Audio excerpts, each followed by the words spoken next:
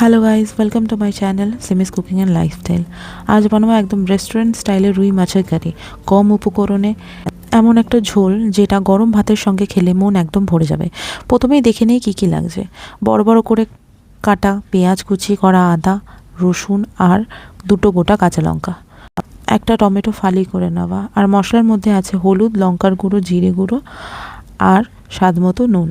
এবার রুই মাছগুলো ভালো করে ধুয়ে তাতে নুন আর হলুদ মাখিয়ে কিছুক্ষণ রেখে দিয়েছি। এই ছোট স্টেপটাই মাছের টেস্ট বাড়িয়ে দেয়। তারপর কড়ায় গরম তেলে মাছগুলো একদম সুন্দর গোল্ডেন করে ভেজে তুলে নিয়েছি। মাছ ভাজার সময় যে গন্ধটা বেরোয়, সত্যি বলছি, তখন থেকেই খিদের দ্বিগুণ হয়ে যায়। এবার সেই একই তেলে দিয়ে দিলাম পেঁয়াজ, আদা, রসুন, গোটা কাঁচা লঙ্কা আর টমেটো। সব কিছু ধীরে ধীরে ভালো করে ভেজে নিলাম যতক্ষণ না নরম হয়ে যাচ্ছে। তারপর পুরো মিশ্রণটা ঠান্ডা করে মিক্সিতে দিয়ে একটা স্মুথ পেস্ট বানিয়ে নিয়েছি। এই পেস্টটাই গ্রেভিটাকে একদম রেস্টুরেন্ট স্টাইল লুক আর টেস্ট দেয়। এবার তো দেখতেই পাচ্ছ একটা স্মুথ পেস্ট তৈরি হয়ে গেছে। তো ওই একই তেলে আমি একটু জিরে ফোড়ন দিয়ে নেব। মোটামুটি জিরেটা একটা ব্রাউন কালার চলে আসলে তাতে ওই স্মুথ পেস্টটা দিয়ে দেব, দিয়ে ভালো করে ভেজে নেব। মশলাটা মোটামুটি কষে আসলে তার মধ্যে দিয়ে দেব হলুদ গুঁড়ো, স্বাদ মতো নুন, জিরে গুঁড়ো আর লঙ্কার গুঁড়ো। সব কটাই আমি 1 টেবিল স্পুন করে ইউজ করেছি। লঙ্কাটা 2 টেবিল স্পুন দিয়েছি আর হলুদ গুঁড়োটাও আমি 2 টেবিল স্পুন দিয়েছি।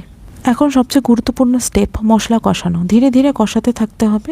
দেখবে মশলা থেকে সুন্দর তেল ছাড়তে শুরু করেছে। এরপর একটু গরম জল দিয়ে দিলাম আর মিক্সার গ্রাইন্ডারে লেগে থাকা বাকি মশলাটাও জল দিয়ে ধুয়ে কড়াইতে ঢেলে দিলাম, কারণ ওইটুকুতেই কিন্তু অনেক ফ্লেভার থাকে।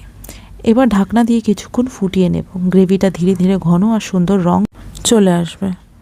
এবার মোটামুটি দেখতেই পাচ্ছ ঝোলটা ভালো করে ফুটে গেছে। এবার তাতে একটু গরম জল দিয়ে ঝোলটা বাড়িয়ে নেব, যাতে পরবর্তীকালে মাছগুলো দিয়ে ভালো করে ফোটাতে পারি। এবার ভেজে রাখা মাছগুলো ঝোলের মধ্যে দিয়ে দেব আর কয়েক মিনিট ফুটিয়ে নেব, যাতে মাছের মধ্যে পুরো মশলার স্বাদটা ঢুকে যায়। সবশেষে ওপর থেকে ছড়িয়ে দেব টাটকা ধনেপাতা। ব্যাস তৈরি একদম বাড়িতে বানানো রেস্টুরেন্ট স্টাইলে রুই মাছের কারি তৈরি। গরম গরম সাদা ভাতের সঙ্গে এই ঝোল একবার খেলে বারবার বানাতে ইচ্ছে করবে। ভিডিওটা ভালো লাগলে লাইক, শেয়ার আর সাবস্ক্রাইব করতে ভুলো না। রেসিপিটা অবশ্যই ট্রাই করে কমেন্টে জানাবে কেমন লাগলো তোমাদের। আবার দেখা হবে একটা নতুন রেসিপি নিয়ে। বাই।